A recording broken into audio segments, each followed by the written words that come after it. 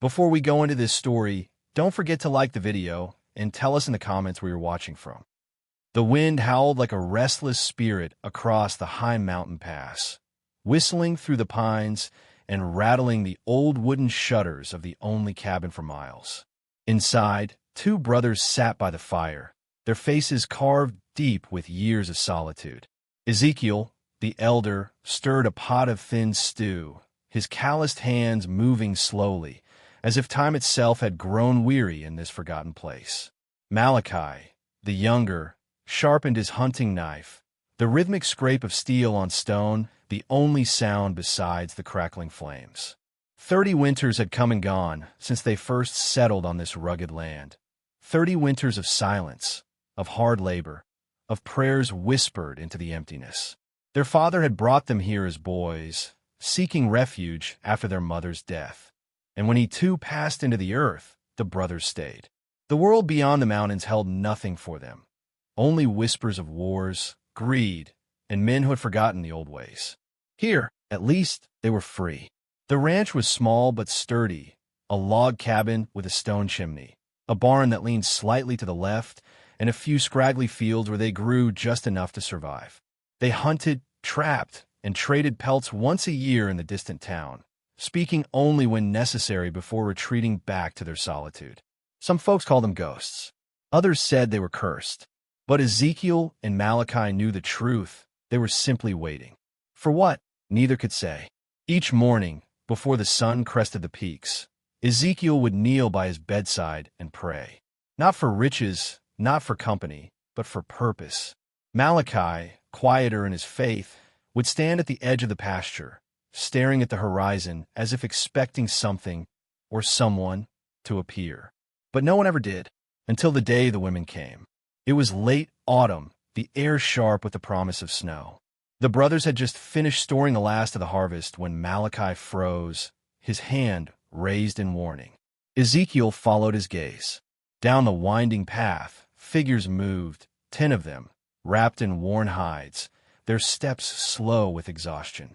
Women, Apache by their dress. Ezekiel's first thought was danger. Strangers meant trouble. Strangers meant the outside world creeping in. He exchanged a glance with Malachi, and without a word, they reached for their rifles. The women stopped at the edge of the property, their leader stepping forward.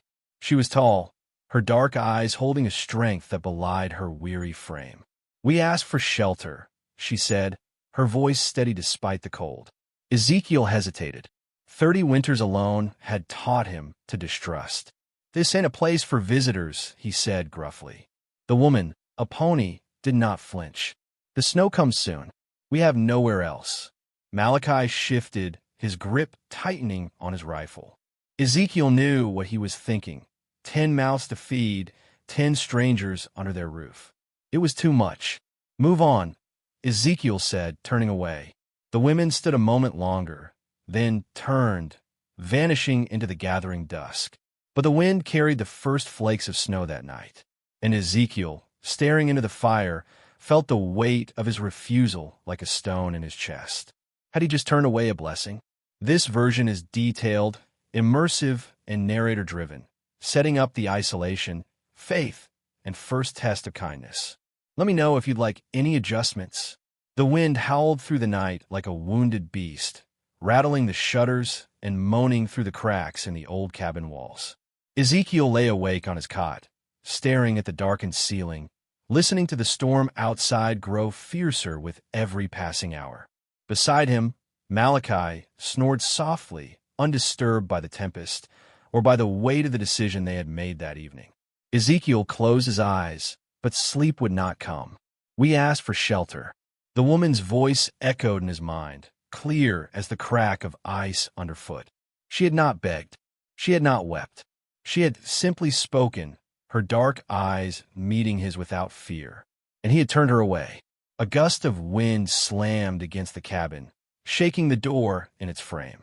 Ezekiel sat up, rubbing his face. The fire had burned low, leaving only embers glowing faintly in the hearth.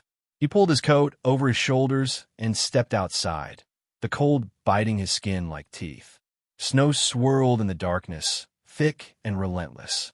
Already, it piled in drifts against the barn, swallowing the fences in white. Ezekiel's breath fogged in the air as he scanned the tree line, half expecting, half hoping, to see the flicker of a distant fire, proof the women had found some refuge.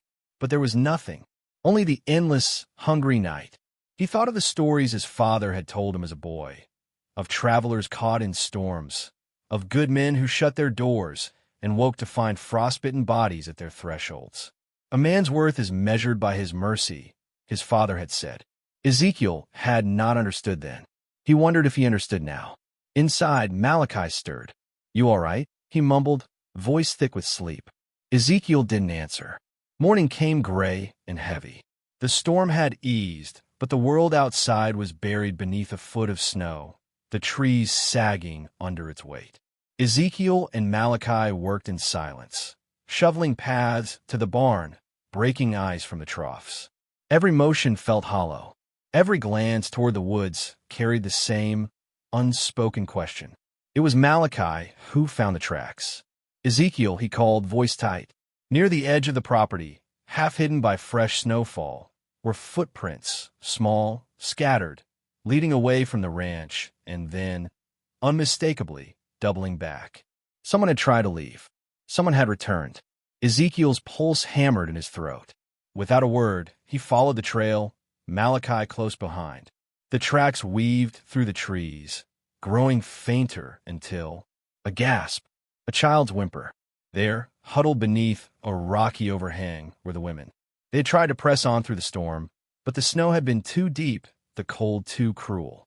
Now they crouched together, wrapped in thin hides, their breath shallow, their lips tinged blue. The youngest, a girl no older than 15, shivered violently, her eyes half-lidded. A pony stood as the brothers approached, her face gaunt but defiant. She said nothing. She didn't need to. Ezekiel's chest ached. He had turned them away, and the mountain had nearly claimed them for it. Malachi didn't wait for permission. He strode forward, shrugging off his coat and draping it over the trembling girl. "Barn's warm," he said gruffly. "Got hay. Got blankets." A pony's gaze flicked to Ezekiel. Waiting, judging. For the first time in 30 winters, Ezekiel felt the full weight of his solitude, not as a refuge, but as a prison of his own making. He swallowed hard, then nodded. "Come on," he said, voice rough, "before the next storm hits." The women moved slowly, stiff with cold, but none complained as the brothers led them to the barn. Ezekiel stoked the small stove in the corner while Malachi hauled out spare blankets, his motions brisk but careful. No one spoke. The only sounds were the crackle of the fire and the rustle of hay as the women settled in. A pony lingered near the door, watching Ezekiel with an unreadable expression. "You did not have to do this," she said quietly. Ezekiel met her eyes. "Yes," he said, "I did." Outside, the wind began to howl again. But for the first time in decades, the cabin did not feel so empty. The barn had never felt so alive. For 30 winters, it had stood silent except for the shuffling of livestock and the occasional scrape of a shovel. But now, as dawn's pale light seeped through the cracks in the old wooden walls, the air hummed with whispered conversations, the soft rustle of blankets, and the occasional cough or sigh from women still shaking off the cold's cruel grip. Ezekiel stood in the doorway, a bucket of fresh milk in one hand, watching as Malachi moved carefully between the makeshift beds, offering strips of dried venison to those who were awake. The younger brother moved with a gentleness Ezekiel hadn't seen in years, carefully adjusting a blanket here, pressing the back of his hand to a fevered brow there. It was as if some long-dormant part of him had awakened with the storm. A pony sat cross-legged near the stove, her hands busy twisting strands of grass into what looked like rope. She glanced up as Ezekiel approached, her dark eyes reflecting the firelight. "Your brother has a healer's touch," she observed quietly. Ezekiel grunted, setting the milk bucket down with more force than necessary. "We've patched each other up enough over the years."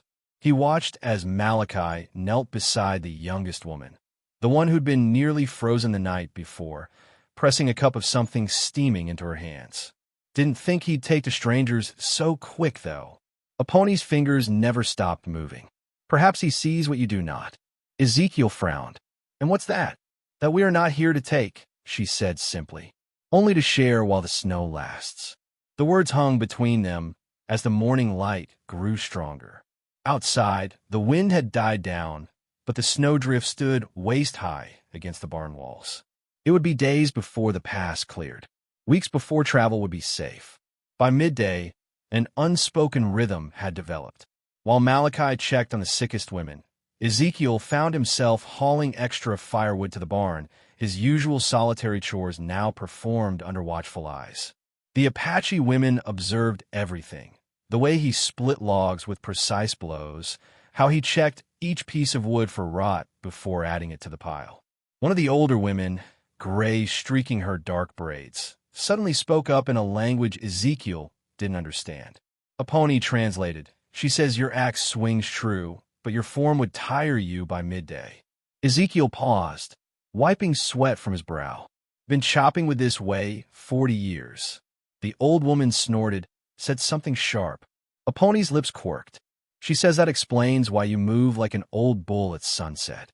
Before Ezekiel could retort, the woman stood, slowly, painfully, and took the axe from his hands. With movements that spoke of decades of experience, she demonstrated a different grip, a smoother swing. The blade bit deep with less effort. Ezekiel watched, grudgingly impressed. "Show me that again," he muttered. As evening fell, the barn had transformed. What had been a place of bare necessities now held small comforts. Woven grass mats under blankets, a cooking pot simmering with herbs one of the women had produced from her bundle. The air smelled of pine and something earthy, a far cry from the usual barn odors. Malachi sat with Kiona near the stove, the two of them bent over a piece of parchment where Malachi was sketching something. Ezekiel approached, curious despite himself.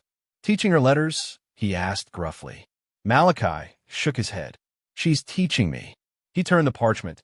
It was a map, but unlike any Ezekiel had seen before, with symbols and winding paths that made no sense. Her people's way of marking trails. Says there's a better pass to the valley, one that stays clear most winters. Kiona pointed to a particular symbol, saying something in her language. Malachi listened intently, then nodded. She says her grandmother showed her this path when she was a girl. If they'd been allowed to stay with their tribe, they could have used it to avoid the storm. The unspoken words hung heavy. They'd been cast out for refusing forced marriages. Exiled to die in the snow. Ezekiel studied the map, then the faces around him. The proud set of Aponi's shoulders as she worked. The careful way the older women tended the sick. The quiet determination in every face. These weren't helpless refugees. They were survivors. And suddenly, the walls of his self-imposed solitude felt less like protection and more like a cage he hadn't realized he was trapped in. "Tell them tomorrow," he said slowly. "We'll talk about how to make that map real. Once the snow melts." Malachi's eyes widened slightly, but he simply nodded. Across the barn, Aponi looked up from her weaving, her gaze meeting Ezekiel's. For the first time in 30 winters, Ezekiel found himself wondering what spring might look like with more than just two voices to greet it. Outside, the wind whispered against the barn walls. But inside, something new and fragile had taken root. The days stretched long and quiet after the storm passed. The ranch blanketed under snow, so deep it seemed the world beyond the mountains had ceased to exist. But inside the barn, something remarkable was happening. Something Ezekiel could never have imagined in all his years of solitude. Morning light filtered through the cracks in the old wooden walls as Ezekiel entered with an armload of firewood, his breath still visible in the crisp air. The scene before him made him pause in the doorway. Aponi knelt by the stove, her hands moving deftly as she wove thin strips of leather into what looked like a bridle, while two of the younger women watched intently, their own hands mimicking her movements. Nearby, Malachi sat cross-legged with Kiona, the two of them bent over a worn Bible, their voices low as Kiona traced the words with her finger, sounding them out carefully. Ezekiel stood there, the weight of the firewood forgotten in his arms. This, this easy companionship, this quiet sharing of skills, was something he hadn't seen since his father's time. Aponi looked up, catching his stare. "You're blocking the light," she said, though there was no sharpness in her tone. Ezekiel grunted and moved forward, dumping the wood beside the stove. "Didn't know you could braid leather like that." Aponi's fingers didn't pause. "Didn't know you could read," she countered, nodding toward Malachi and the Bible. Ezekiel frowned.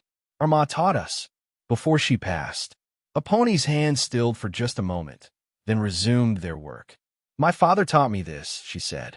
"Said a woman should know how to mend what's broken." Ezekiel studied the bridle taking shape in her hands. The stitches were tight, even the pattern intricate.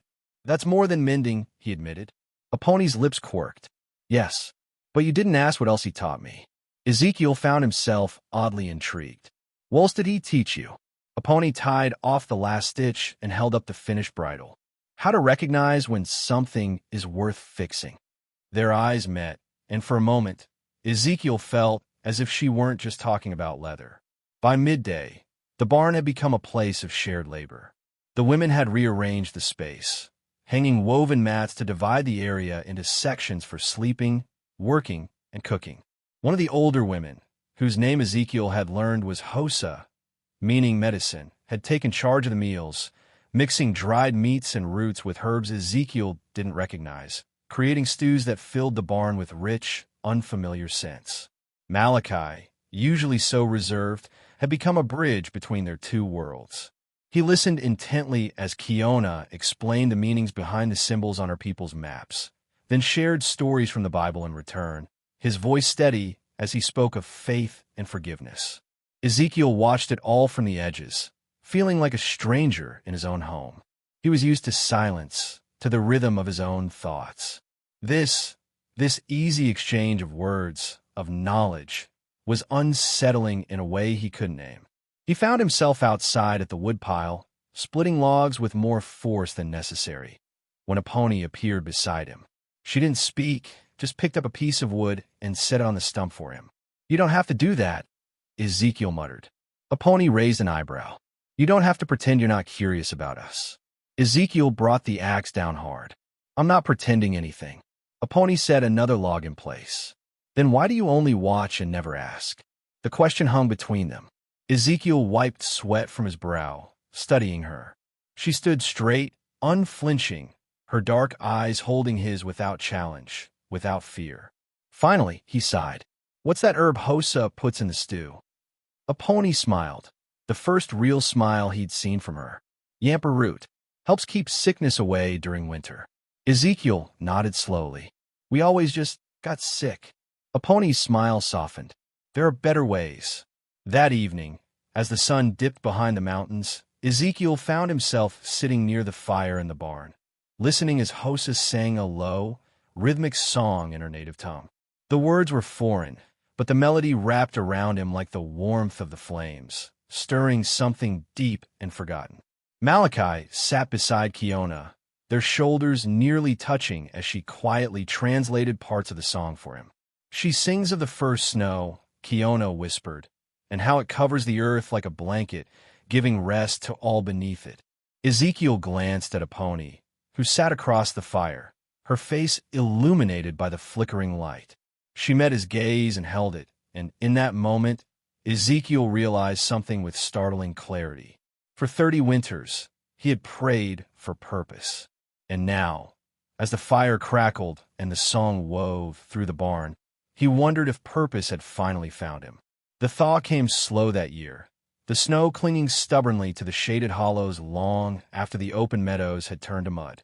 But as the days lengthened and the sun climbed higher, the ranch stirred to life in ways Ezekiel could never have imagined. He noticed it first in the mornings, where once there had been only silence between him and Malachi as they went about their chores. Now there were voices, Aponi calling instructions to the younger women as they repaired winter-worn hides, Kiona's soft laughter as Malachi struggled to pronounce words in her language, even old Hosa's sharp-tongued commentary on everything from the way Ezekiel stacked firewood to how he held his knife when butchering game. It should have grated on him, this invasion of noise into what had been a lifetime of quiet. But instead, Ezekiel found himself listening for these sounds, waiting for them like he waited for the first green shoots to push through the thawing earth. Especially Aponi's voice. She was at the creek when he found her one afternoon, kneeling on the flat rocks near the bank, her hands submerged in the icy runoff. The winter had left its mark on her face thinner, the shadows under her eyes deeper, but there was a strength in her now that hadn't been there before, a quiet certainty in the set of her shoulders. Ezekiel stood at the tree line, watching as she lifted handfuls of wet fabric from the water, wringing out shirts and dresses with practiced efficiency. He should have turned away, should have left her to her work. But instead, he found himself stepping forward, his boots crunching on the last remnants of snow. Aponi didn't look up. "If you've come to tell me I'm using too much soap," she said, her voice carrying the barest hint of amusement, "save your breath. Hosa already scolded me." Ezekiel crouched downstream from her, picking up a stray sock that had escaped the wash. Didn't know soap was something to ration. Aponi sat back on her heels, wiping damp hands on her skirt. "Everything is something to ration when you've lived as we have."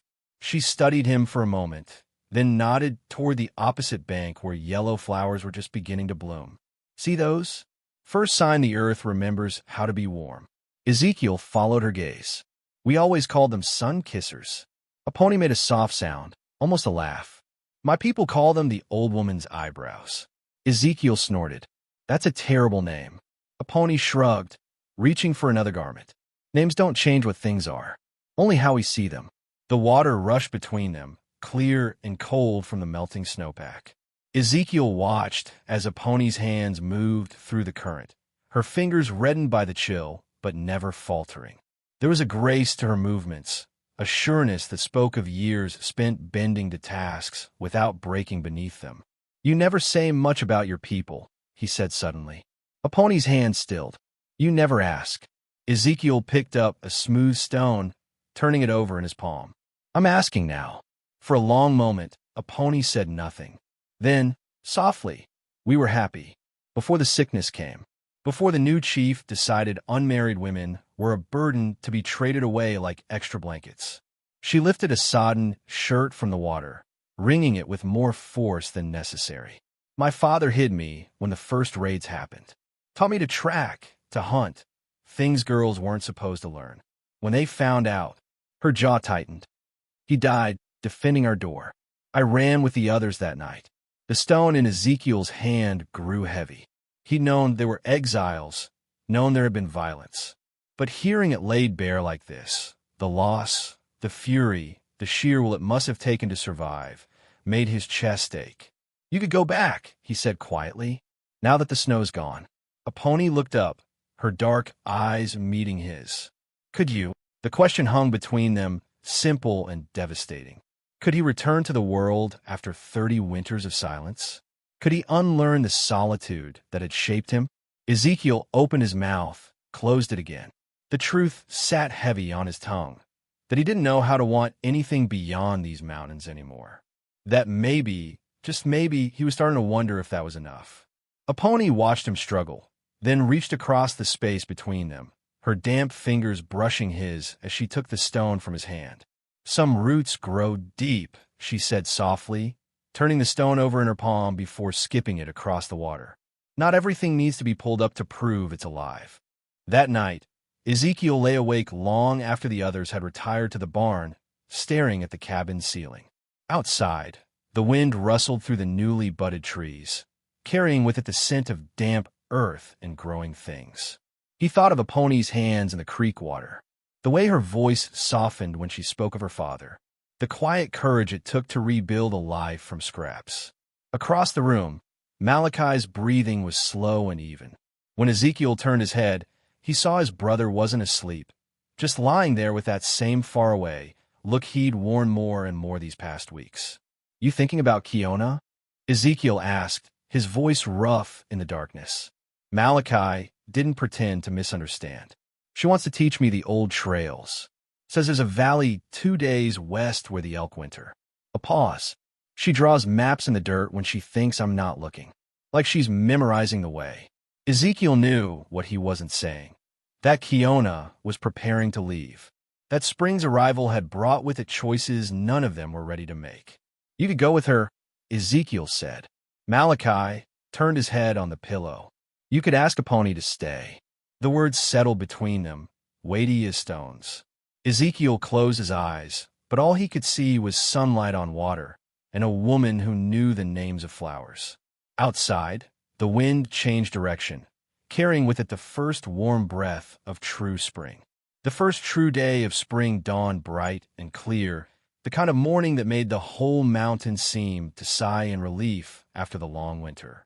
Dew glittered on the new grass like scattered beads as Ezekiel stepped out of the cabin, stretching the stiffness from his shoulders. He expected to find the yard empty. The women usually rose later, preferring to work in the barn until the sun had properly warmed the earth. But today a pony stood near the woodpile, her back to him, her posture rigid. Something was wrong. Ezekiel approached slowly, his boots crunching on the gravel path. You're up early. A pony didn't turn. They're coming. The words sent a chill down Ezekiel's spine despite the morning warmth. He didn't need to ask who she meant. For weeks, they'd all known this day might come. The day when the past caught up with them. How long? A pony finally faced him, her dark eyes shadowed. Kiona saw their dust on the Easter trail at first light. 2 hours, maybe 3. Ezekiel's hands curled into fists at his sides. He'd known this ranch couldn't stay hidden forever. Known that 10 missing women would eventually draw pursuit. But knowing and facing were two different things. Behind them, the barn door creaked open. Kiona emerged, her face pale. Malachi close behind her with the rifle Ezekiel had given him on his 18th birthday, cradled in his arms. The sight of it, the cold gleam of sunlight on the barrel, made Ezekiel's stomach twist. You don't have to do this, Kiona said softly, her hand hovering near Malachi's arm. We can leave now, slip into the high country where they won't follow. Malachi shook his head, his jaw set in a way Ezekiel hadn't seen since they were boys facing down their first bear. Not running anymore. A pony's gaze met Ezekiel's, and in that moment, he understood. This was their test. Not just of courage, but of everything that had grown between them these past months. The shared meals, the quiet conversations by firelight, the unspoken promises that lingered in every glance. Ezekiel turned toward the cabin. I'll get the other rifle. By midday, the riders appeared on the ridge. 6 men on horseback, their silhouettes sharp against the blue sky. Even from a distance, Ezekiel could see the weapons at their sides, the bright strips of cloth tied to their spears that marked them as hunters. At his side, Malachi exhaled sharply. That's not a war party. Ezekiel nodded grimly. It was worse. A war party would have come in force, with drums and shouts. These men came quietly, purposefully, not to fight, but to reclaim what they saw as theirs. The women had gathered near the barn, their faces set in expressions ranging from defiance to quiet terror. Only a pony stepped forward to stand beside the brothers, her hands empty but her spine straight. You don't have to do this, she murmured, her voice barely audible. We can. Yes, Ezekiel interrupted. We do. The riders reached the yard in a clatter of hooves and jangling tack. The lead man, tall, with a scar running from eyebrow to chin, dismounted with the easy grace of someone who'd spent more time in the saddle than on foot. His gaze swept over the ranch, the women, before settling on Ezekiel with cold appraisal. You harbor what does not belong to you, he said in heavily accented English. Ezekiel felt Malachi, tense beside him, but kept his own voice steady. Nothing here is harbored against its will. The man's lip curled. He switched to his native tongue, the words sharp and guttural as he addressed a pony directly. Ezekiel didn't need translation to understand the threat, the command. A pony's reply was quiet, but carried the weight of a hammer strike. Whatever she said made the man's face darken, his hand twitching toward the knife at his belt. Malachi stepped forward, the rifle held low but ready. You heard her. For a heartbeat. No one moved. The wind carried the scent of pine and turned earth through the yard. the only sound the restless shifting of the horses. Then, with a jerk of his chin, the leader motioned to his men. "This is not finished," he spat, swinging back onto his horse. "We will return with the chief's justice." As the riders wheeled away, kicking up dust in their wake, Ezekiel realized two things at once. His hands were shaking, and Aponi's fingers were laced tightly through his. Behind them, Kiona let out a choked sob. One of the younger women collapsed to her knees, her shoulders heaving. But Aponi stood firm, her grip on Ezekiel's hand the only sign of the storm raging beneath her calm exterior. "They'll be back," she whispered. Ezekiel turned to face her fully, his free hand coming up to brush a strand of wind-blown hair from her face. "Let them." That night, the ranch felt different. The easy camaraderie of previous evenings had been replaced by a tense silence, broken only by the occasional murmur or sniffle from the younger women. Even Hose's usual sharp commentary was absent as she stirred the supper pot with more force than necessary. Ezekiel found Malachi at the pasture fence, staring out at the darkening hills. "You all right?" Malachi didn't answer immediately. When he did, his voice was rough. "Kiona says their chief won't let this go, that he'll see their defiance as an insult to his authority." Ezekiel leaned against the fence, the wood rough under his palms. "What do you want to do?" "I want." Malachi broke off, shaking his head. "I want to not have to choose between her life and mine." The raw pain in his brother's voice struck Ezekiel like a physical blow. For 30 winters, it had been just the two of them against the mountain. Now, there were other hearts to consider, other lives tangled with theirs. Ezekiel looked back toward the barn, where firelight spilled through the open door. Inside, Aponi would be helping the others prepare for bed, her movements calm and sure despite the day's turmoil. The thought of her leaving, of watching her walk away into danger, made something primal and fierce rise in his chest. "Then we don't choose," Ezekiel said quietly. "We protect what's ours." Malachi turned to him, his eyes searching his brother's face in the twilight. After a long moment, he nodded. Somewhere in the trees, an owl called. The first stars blinked to life overhead. And for the first time since the riders had appeared on the ridge, Ezekiel felt something like peace settle over him. Let the world come. They would face it together. The days following the riders' visit settled into an uneasy rhythm, like the quiet before a summer storm. The women moved through their chores with watchful eyes, pausing often to scan the horizon. Even the animals seemed restless, the horses skittish at the trough, the chickens clucking nervously in their coop. Only old Hosa appeared unshaken, her gnarled hands never faltering as she ground herbs for her medicines, muttering under her breath about foolish men and their pride. Ezekiel found himself lingering near Aponi more often, inventing reasons to check fences she was repairing or to bring her water when she worked in the garden. They spoke little, but the silence between them had changed, no longer empty, but heavy with things neither knew how to say. It was Malachi who finally broke the tension. One evening, as the sun dipped below the ridge line, painting the sky in shades of fire, Ezekiel stepped out of the barn to find his brother waiting for him, his face solemn in the fading light. "We need to talk," Malachi said. Ezekiel wiped his hands on his trousers, suddenly wary. "If this is about moving the herd, it's about Kiona." Malachi's voice was quiet but firm. "I'm going to marry her." The words landed like a boulder in still water. Ezekiel opened his mouth, closed it again. 30 winters of solitude, and now this. His quiet brother, ready to bind his life to another. "You sure?" was all he managed. Malachi's gaze didn't waver. Never been surer of anything. Ezekiel studied his brother's face, the set of his jaw, the quiet certainty in his eyes. This wasn't some fleeting fancy. This was a man who'd found his path and meant to walk it. "Then you've got my blessing," Ezekiel said at last, clapping Malachi on the shoulder. Malachi exhaled, some of the tension leaving his frame. "There's more. Kiona, she wants Aponi to marry at the same time. Says it's their way. Joy shared is joy doubled." Ezekiel's hand froze mid-clap. "Aponi and who?" Malachi gave him a look that made Ezekiel feel suddenly painfully transparent. You really gonna make me say it? The creek was high with snow melt, its waters rushing over stones worn smooth by years of current. Ezekiel found a pony there at dusk, kneeling on the bank as she filled a water skin. She didn't turn as he approached, but the set of her shoulders told him she knew it was him. Malachi says he's marrying Kiona, Ezekiel began, his boots sinking slightly into the soft earth at the water's edge. A pony nodded, tying off the skin. She told me. Ezekiel swallowed hard. He says, she wants you to marry too. Same time. A pony's hand stilled.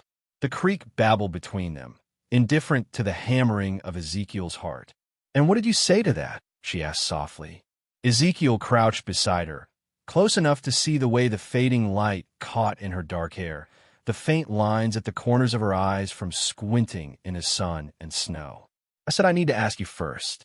A pony turned then, her gaze meeting his with that same unflinching honesty that had first drawn him to her. Why? The question hung between them, simple and devastating. Ezekiel reached out, his calloused fingers brushing hers where they rested on the water skin. Because I wake up thinking of you, he said, the words rough but true. Because when those riders came, I knew I'd rather die than watch them take you. Because 30 winters alone taught me how to survive, but you, his thumb traced the curve of her knuckle. You make me remember how to live. A pony's breath caught. For a moment, she simply looked at him, her eyes searching his face as if memorizing every line, every scar. Then, with a softness that belied her strength, she leaned forward until her forehead rested against his. My father used to say, she whispered, that a good marriage is like two trees growing close, their roots entwined so deeply that when the storm comes, neither can fall. Ezekiel closed his eyes, breathing in the scent of pine and earth that clung to her skin. Think we could grow like that? A pony's fingers laced through his. I think we already have. They married beneath the new moon, when the sky was a tapestry of stars unseen in the brightness of day. No preacher came to bless their union. No church bells rang across the valley. There was only the whispering of the pines, the distant call of a night bird, and a circle of faces lit by firelight as Malachi and Kiona, Ezekiel, and a pony stood hand in hand before old Hosa. The ceremony was simple, a blending of traditions, of words spoken in two languages, of promises made before the only witnesses that mattered. Hosa bound their wrists together with strips of woven grass, her voice cracking with age as she recited the blessings of her people. Then, in the quiet that followed, Malachi opened their father's Bible and read the verses about love being patient and kind, his voice steady in the flickering light. When it was done, when the bonds were loosened and the first shy smiles exchanged, the women broke into song, a melody older than the mountains around them, full of joy and sorrow and the unbreakable thread of hope that binds all lives together. Ezekiel, who had spent 30 winters in silence, found himself humming along.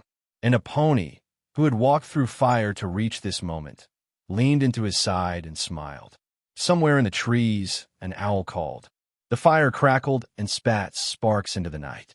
And for the first time in longer than any of them could remember, the mountain felt not like a refuge, but a home.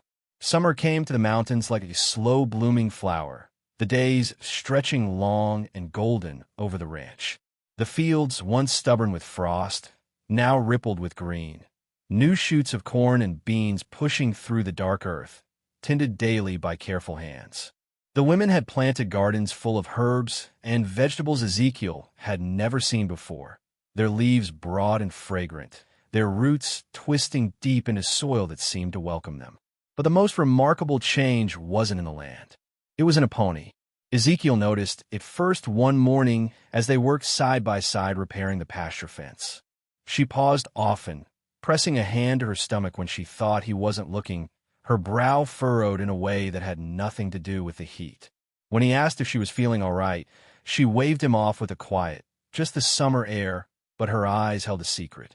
It was Hosa who confirmed it later that evening, her wrinkled face breaking into a rare grin as she placed a pony's hand on Ezekiel's and said simply, "Grandfather's blessing comes with the harvest moon." For a moment, Ezekiel couldn't breathe. Then, like a dam breaking, the truth rushed in. Aponi was carrying his child. Their child. A life born of winter's hardship and spring's fragile hope. Aponi's fingers tightened around his. "You're quiet," she murmured. Ezekiel swallowed hard. "Just thinking my father never got to see grandchildren." His voice roughened. "Never thought I would either." Aponi leaned into him, her warmth solid and real against his side. "The world is full of things we don't think will happen," she said softly. "Until they do." As summer deepened, so did the life growing within Aponi. Her belly swelled gently beneath her dresses, and with it came a new rhythm to their days. The other women fussed over her, bringing her cups of herbal tea and soft deer hide to fashion into baby clothes. Kiona, her own belly just beginning to round, often sat with Aponi in the shade of the old oak tree, their heads bent together in quiet conversation as they worked. Ezekiel watched it all with a kind of awe, his hands, once so sure with axe and plow, now clumsy when Aponi guided them to feel the faint flutters beneath her skin. "Strong," he murmured one evening as they lay in bed, his palm resting where their child stirred. "Like its mother." Aponi chuckled, the sound rich and warm in the darkness. "Or stubborn like its father." Outside, the crickets sang, and the wind carried the scent of sun-warmed grass through the open window. Ezekiel closed his eyes, memorizing the moment, the weight of Aponi against him, the promise of new life between them, the quiet certainty that after 30 winters alone, he was exactly where he was meant to be. The first leaves were just beginning to turn when Kiona went into labor. It started at dawn, her sharp cry waking the entire household. Malachi, usually so steady, paced outside the cabin like a spooked colt, his hands opening and closing at his sides. Inside, Hosa and the other women moved with purpose, their voices low and soothing as they guided Kiona through each wave of pain. Ezekiel found Malachi by the woodpile, gripping an axe with white-knuckled intensity. "She'll be all right," Ezekiel said, though he had no way of knowing. Malachi's jaw worked. "What if?" "She's strong," Ezekiel interrupted. "And Hosa's brought more babies into this world than either of us have years." Malachi nodded jerkily, but his eyes kept darting toward the cabin where Kiona's muffled cries slipped through the cracks in the walls. Then, as the sun reached its zenith, a new sound cut through the mountain air, a thin, indignant wail that sent birds scattering from the trees. Malachi froze. A moment later, Hosa appeared in the doorway, her arms cradling a tiny, squalling bundle. "Come meet your daughter," she said, her voice thick with triumph. Malachi crossed the yard in 3 strides, his hands trembling as he took the baby from Hosa's arms. For a long moment, he simply stared, his face a storm of emotions too big for words. Then, softly, reverently, Lomé sighed, "Pretty flower." Ezekiel peered over his brother's shoulder at the tiny face scrunched in protest, her dark hair already thick with curl. Something tightened in his chest, something fierce and protective and utterly unfamiliar. Aponi appeared beside him, her hand slipping into his. "Soon," she whispered, and Ezekiel knew, with sudden clarity, that nothing would ever be the same again. Aponi's labor came on a crisp autumn night, the air sharp with the promise of frost. Unlike Kiona, she made no sound as the pains took her, her only sign of discomfort the way her fingers clenched in the blankets. Ezekiel hovered uselessly by the bedside, his shirt damp with sweat though the room was cool. "You should wait outside," Hosa grunted as she arranged clean cloths and water. Ezekiel shook his head. "I'm staying." Aponi's hand found his, her grip iron-strong. "Then make yourself useful," she ground out between breaths. What followed were the longest hours of Ezekiel's life.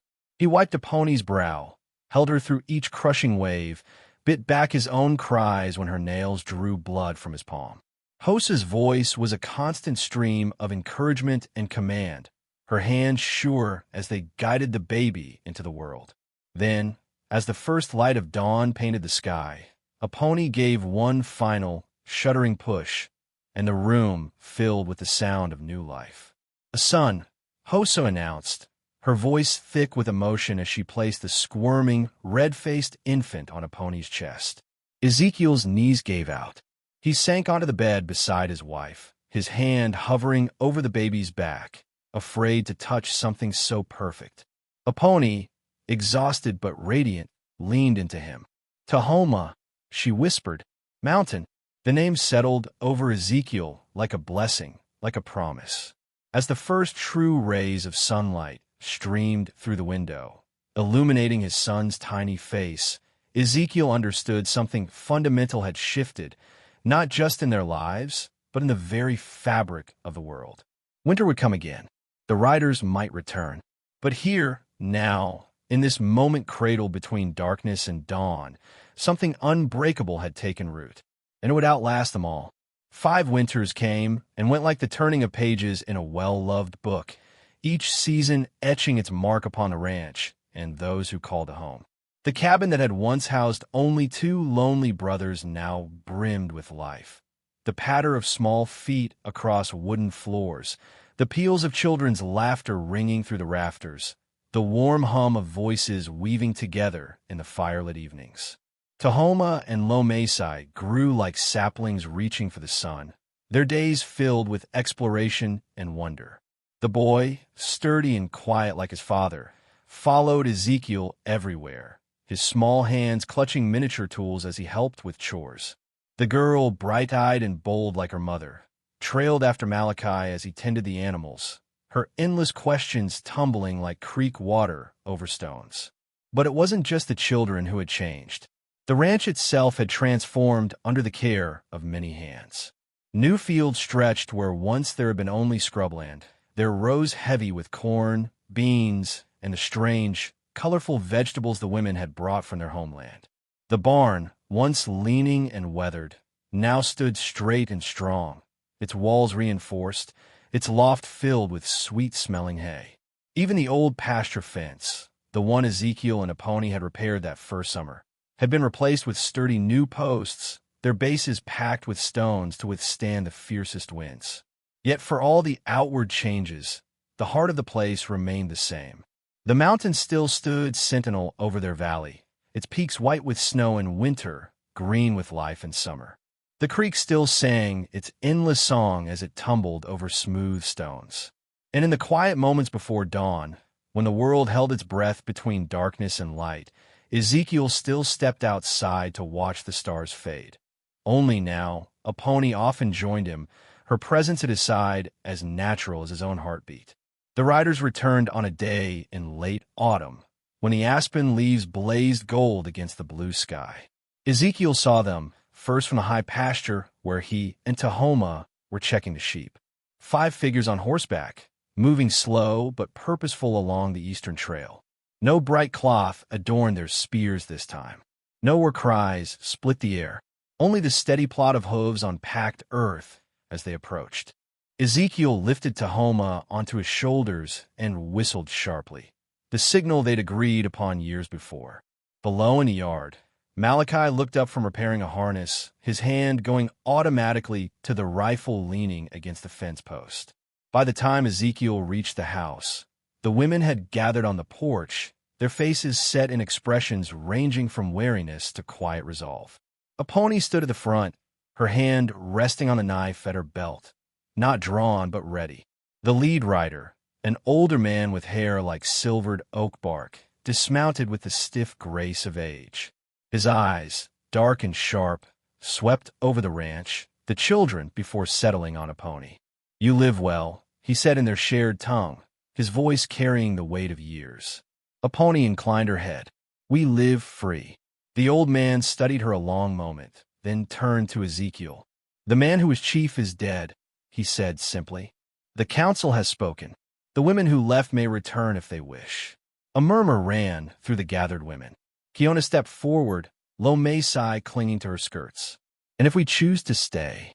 The old man's gaze softened as he took in the child, the ranch, the life they'd built. "Then you remain with our blessing." He reached into his saddlebag and withdrew a bundle wrapped in doeskin. "For the children," he said, handing it to Aponi, so they may know their people's stories.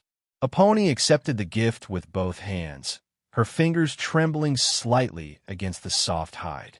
Ezekiel, watching her face, saw the moment her shoulders relaxed, the moment 30 winters of exile truly ended. That night, they feasted beneath the stars. The old man and his rider stayed, sharing food and stories around the fire, as the children dozed in their parents' laps. Hosa, her voice surprisingly strong, sang the ancient songs of their people, while Malachi played along on a fiddle he'd traded for last spring. The notes rough but heartfelt, weaving between the words like threads of silver. Ezekiel sat with Tahoma asleep against his chest, watching Aponi across the flames as she spoke quietly with the old man. Her face, illuminated by the flickering light, held a piece he hadn't realized was missing until now. Later, when the guests had retired to the barn and the children lay abed, Ezekiel found Aponi by the creek, staring up at the moonlit peaks. "Thought you might be out here," he said, coming to stand beside her. Aponi leaned into him, her head resting against his shoulder. "He was my father's brother," she said softly. "The last of my blood." Ezekiel wrapped an arm around her, the night air cool against their skin. "You could go back with him. Aponi turned in his arms, her hands coming up to frame his face. "My home is here," she said simply. "With you. With our son. With the family we've made." The words settled into Ezekiel's bones, warm as hearth fire. He kissed her then, long and slow, tasting the smoke and sweetness of the evening on her lips. Somewhere in the trees, an owl called. The creek murmured its endless song, and high above, the stars shone down on a ranch that was no longer just a refuge, but a legacy, one that would endure long after they were gone. For the first time in his life, Ezekiel looked to the future without fear, knowing whatever storms might come, these roots would hold. The years flowed like the mountain creek, sometimes rushing, sometimes meandering, but always moving forward. Ezekiel found himself marking time not by winters past, but by moments treasured. Tahoma's first steps across the cabin floor, Lomesai's triumphant laughter when she caught her first fish, the quiet pride in Malachi's eyes when the ranch hands, for they had ranch hands now, called him boss. The children grew like the aspens on the ridge, tall, strong, and deeply rooted. Tahoma, at 12, could already outride most men, his dark eyes missing nothing as he helped drive the cattle to summer pasture. Lomesai, a year younger and twice as fierce, trailed after Hosa like a shadow, soaking up the old woman's healing knowledge with a hunger that surprised no one. Aponi's hair, once black as a raven's wing, now carried threads of silver at the temples. Ezekiel's own beard had gone mostly gray, his shoulders perhaps not quite as broad as they'd once been. But when he took her hand in the evenings, walking the fence line together as they'd done for nearly 20 years, her grip was as strong as ever. The letter came on a spring morning, borne by a dusty rider from the valley town. "Stagecoach Company wants to buy right-of-way through the north pasture," Ezekiel read aloud at the supper table, his brow furrowing. "Offering good money." Malachi whistled low. That'd pay for the new barn. And then some. Aponi and Kiona exchanged glances. What would it mean? Kiona asked quietly. Ezekiel set the letter down, picturing the north pasture, the wildflowers that bloomed there each spring, the way the creek widened into a swimming hole perfect for hot summer days. Means noise. Strangers passing through. Fences where there ain't none now. Tahoma, quiet through the meal, suddenly spoke up. Grandpa always said this land wasn't for cutting up. A hush fell over the table. Ezekiel met his son's eyes, so like Aponi's in their depth, and saw the unspoken question there. What would his father have done? Later that night, as he and Aponi prepared for bed, Ezekiel voiced the thought that had been circling his mind all evening. We could be rich men, never want for nothing. Aponi unpinned her hair, letting it fall in silver-streaked waves down her back. We already don't. Ezekiel watched her reflection in the washstand mirror, the lines at her eyes from years of laughter and squinting into the sun, the strong hands that had built so much beside him. Outside, The chorus of peepers sang their nightly song, unchanged for generations. In the morning, he penned his reply, "Land not for sale." The seasons turned, as they always did. Hosa passed quietly one winter night, her gnarled hands folded over her chest, a smile touching her lips as if she'd seen something beautiful coming. They buried her on the sunniest slope, where the first spring flowers would always bloom. Kiona planted yamper root at the headstone, and to everyone's surprise, it thrived. Tahoma married at 18, a quiet ceremony beneath the old oak where his parents had often sat. His bride, a dark-eyed girl from the valley with a laugh like wind chimes, fit into the ranch as if she'd always been there. When their first child came, a boy with his mother's smile and his grandfather's stubborn chin, Ezekiel held the squalling bundle and felt time circle back on itself. Lomesai, true to her fierce nature, announced one day that she meant to study medicine back east. Malachi, who'd never denied his daughter anything, built her a traveling chest with his own hands, carving the family brand into the lid. When a stagecoach came to carry her away, Kiona didn't weep. But that night, Ezekiel found his brother sitting alone in the barn, stroking the mane of Lomesai's childhood pony. The morning Ezekiel turned 60, he woke to find a pony already dressed, her hair braided with yellow wildflowers. "Come," she said, handing him his boots. "There's something I want to show you." She led him up the old deer trail to the highest meadow, where the view stretched for miles in every direction. The ranch lay below them like a patchwork quilt, the cabin with its smoke curling skyward, the barns and corrals, the fields golden with late summer harvest. Beyond it all, the mountains stood sentinel, their peaks dusted with the first snow of the season. A pony spread a blanket on the grass, unpacking bread, cheese, and a small jar of honey. Luxuries all. "Remember," she said, handing him a slice, "when this was just an empty valley?" Ezekiel chewed slowly, letting the sweetness linger on his tongue. He remembered the loneliness, the silence. The day 10 exhausted women had appeared like ghosts in the snow. He looked at a pony, really looked, taking in the way the sunlight caught in her hair, the laugh lines etched deep around her eyes, the strong hands that had built a life beside him. "I remember," he said softly. "Best decision I ever made was letting you stay." A pony laughed, the sound as clear as it had been 30 years before. "Second best," she corrected. "Best was marrying me." Ezekiel leaned in, pressing his forehead to hers as he'd done that first day by the creek. That too. Below them, the ranch carried on, the distant bawl of cattle, the shout of a ranch hand, the smoke rising steady from the chimney. A legacy born of hardship and hope, of second chances and faith kept. And as the sun climbed higher, warming their shoulders through the thin autumn air, Ezekiel knew. No matter how many winters came, no matter how many generations passed, this land, this love would endure. Like the mountains themselves, like the promises they'd made beneath the stars, like the memory of snow melting into spring.